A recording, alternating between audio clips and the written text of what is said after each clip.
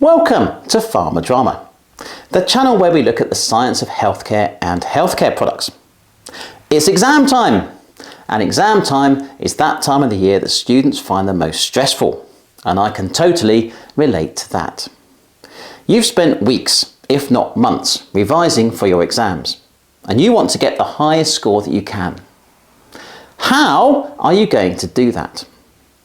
In this video, I'm going to share with you my 5 top tips that you might apply to help maximise your chance of getting the highest score you can in your exam.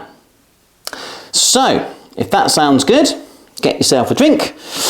I don't seem to have a cup holder, which is a bit of an oversight on my part, but hopefully you do, and let's make a start.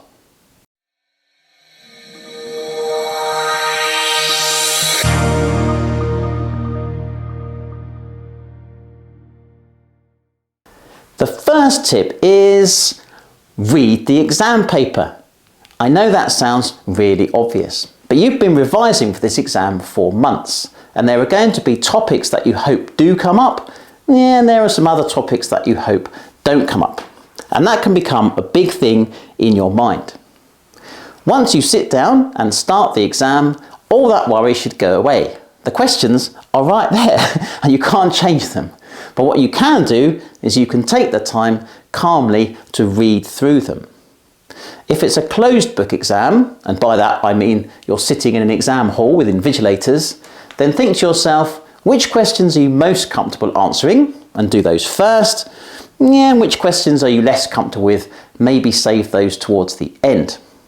If it's an open book exam, and by that I mean online, then you have your revision notes with you. So there really should be no topic that you're hoping won't come up, because you've got the notes right there. So use that to your advantage. So, first tip is just take the time to read through the exam paper calmly and decide in your mind which questions you're going to answer and in what order.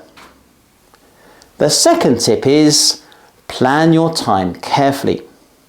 Exams are a set period of time, say 1 hour or 2 hours or 3 hours, and you have to answer a set number of questions. Let's say 8 out of 10 or 5 out of 6, it doesn't really matter. What does matter is that you look and see how much each question is worth in terms of marks or percentage. You look at the total length of time for the paper and you calculate how much time you should be spending on each answer. And make sure you answer each question in proportion to the time. So, if there's 2 questions on an exam paper, for instance, and the exam is 1 hour, and one of those questions is worth, say, 20 marks, and the other one is worth 40 marks, then take 20 minutes to answer the shorter question and 40 minutes to answer the longer question. That way, you've used the same proportion of time for both answers. When academics set these questions, we are told the student has, say, 10 minutes to answer your question, so prepare a model answer that you think the student should be able to write in 10 minutes. Don't think to yourself, right, question 3 looks really good. I like the topic of question 3, and spend nearly all of the time for your exam answering question 3 and leave yourself no time to answer the questions you're less familiar with. It's really important to structure your time properly so that you've given yourself an appropriate length of time for each answer. Even if it's a topic you're not very familiar with, you're better off answering that question to some extent than leaving it out, as I'm going to come back to in a point in just a moment. Okay, so to summarise so far, read the paper so you know what the questions are, and then take your time to plan how long you're going to spend answering each question. Tip number 3 is answer all of the questions required. I know that sounds really obvious as well. We're 3 tips into this video and I've told you 3 things that sound really obvious. But this one is key. Imagine that you're sitting an exam and it has 6 questions and you need to answer 5. You look at those questions and you think, well, 4 of those I've revised really well for and I can answer those. I need to pick 1 more out of the 2 remaining questions and I don't like either of those topics. it's kind of tempting, isn't it, to think to yourself, well, what I'll do is not bother answering the 5th question. I'll just go back and add as much as I can to the 4 answers that I've already prepared so that I get the highest score that I can. And I can understand why that's a tempting thing to do. But the bottom line here is, if each of the questions is equally weighted and you've got to answer 5, it means each question is contributing 20% to your overall score. If you don't answer one of the 5 questions, right from the get-go, the highest score you can get on that paper is 80%. You've lost 20% of the marks, and that's a really big thing. When we set exam questions on any topic, the idea is if someone's got even basic knowledge of a particular topic and they write that down, they should really be able to get 40 to 50% of the marks for that question. Really, to get 60, 70, 80%, that's when your subject knowledge comes through. So if you think about it, you've answered 4 questions, you've got 1 more left. If you were to just write down the basics of the answer to that question, you're probably going to get 40 or 50% of the marks for that question. If you go back and you try and add something to 4 answers that you've already written, and those answers are pretty good, how much is that going to increase your percentage? Not very much, is it? If you've answered a question and it's already scored 90, 95%, and you think, well, I know, I'll spend another 20 minutes adding stuff to that answer, what's it going to do? The maximum you can get on a question is 100%, and so you could spend all that time and maybe improve your score by 5 or 10%.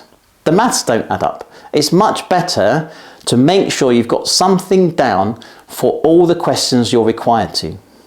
And another thing the students often ask me is, okay, should I answer more questions than I need to? So imagine there are 6 questions on the exam and you've got to answer 5. Is it a good strategy to answer 6? And what happens if you do answer 6? The answer is all 6 questions will be marked and the 5 highest marks are going to go into your final exam score. You're not going to get the average of 6. If the question says if the exam says answer 5 questions, you answer 6, you're going to get a mark for 5 of the questions. But again, if you're following my logic, if there are a couple of questions you're not sure about, and you know just the basics and you've got the time, put the basics down because it's going to get marked anyway. And yeah, those questions might be the lowest of the marks you're going to get, but one of them is going to be higher than the other, isn't it? So if you put down some basic information and it's got you 50, 55% for a particular answer, do that because it's going to be much better overall for your grade. So tip number 3 is do not leave out a question. If the exam paper says answer 5 questions, answer 5 questions. It's very damaging to leave one out. The next tip is make sure you read the actual question. I know I sound like I'm stating the obvious, but you would not believe the number of times that I have marked something where the student has answered a different question. And how does that happen? I hear you ask. Well, I know how students revise. And one way of doing that is you go through the lectures on a particular course and you make a set of revision notes for each lecture. Then you sit down to answer the exam, and rather than look at the topics, you think to yourself, aha, question 1 came from that lecture, question 2, that came from that lecture, and then, especially in an open book exam, you cut and paste your revision notes from that lecture into your exam answers and then tweak it in some way to answer the question. The reason that doesn't work so much is that we are not allowed to set questions that can be answered just by simple recall if it's an open book exam. If it's a closed book exam, maybe, but in the main, we are asking questions to test your knowledge. So that might be interpreting something, say a situation that we've given you or some data, or it may be giving an opinion on something.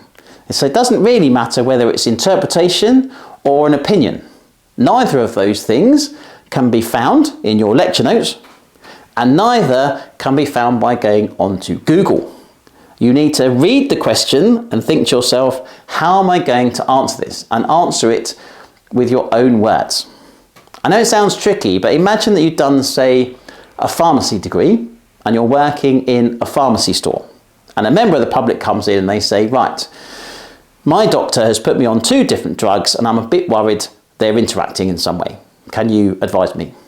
You don't have to understand or know how any combination of drugs are going to interact. No one can know that. There's thousands of drugs, so it's too many permutations and combinations. But what you would do is you'd say to the patient, hold on a minute, I'm just going to go and read the BNF or something like that, and I'll come back to you in a second and tell you whether these 2 drug combinations are okay. In other words, you have the information there in a book, you're being asked a question, and you go and use your knowledge and read the information to form an opinion on whether something is okay or not. And that is exactly what we're asking you to do in an exam. It's your opinion of something, and your opinion can't be cut and paste from your lecture notes. Now, if I give you an example, in my own exam, we tend to give students the structure of a drug and we ask them some questions about it. In last year's exam, this is the drug substance that we gave our students, and of the many questions we asked them about this drug, one was, can this be made as a salt or not? So, you may not be familiar with salt chemistry, but if you are, or even if you're not, I'll tell you, to make a salt, the molecule itself has to be an acid or a base. So therefore, what we're asking the student to do is look at this molecule and say, is it an acid or a base? If it is, it can be made as a drug salt, and if it isn't, it can't be made as a drug salt. So you need to look at this structure and decide, is it an acid or a base? You can't do that by looking in your revision notes, and you can't do it by putting that into Google. You've got to look and know what an acid or a base is. So if we look at that, there is no group on there which is acidic or basic. So this molecule cannot be made as a salt. Therefore, the answer to the question is no. It can't be made as a salt. How many students do you think got this answer right? I guess the answer is about 20%. Around 80% of the students got this answer wrong, either because they're thinking the rest of this question is about salts, and therefore why would he ask us about salts if we can't make the drug molecule a salt? So lots of students just simply wrote, yes, it can be made as a salt, without looking at the structure. And then quite a large number of students started to hedge their answer a little bit. So they would say something like, well, not in its current form, but it could be made a salt if we change one of these such that it was an acidic group, for instance.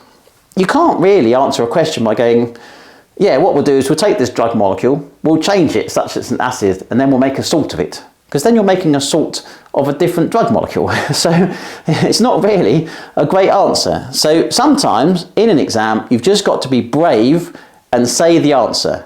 No matter how simple you think it is, just say the answer.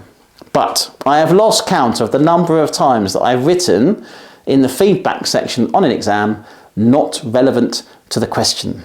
So please, please, please read the question really carefully and think to yourself, am I going to be able to answer this question directly? Don't just cut and paste your lecture notes and hope that it answers the question. Just read the question and answer it directly. And the final tip is, don't panic. I know that sounds really obvious. In fact, now I think about it, all of my tips sound really obvious. But they're all useful and they're all true.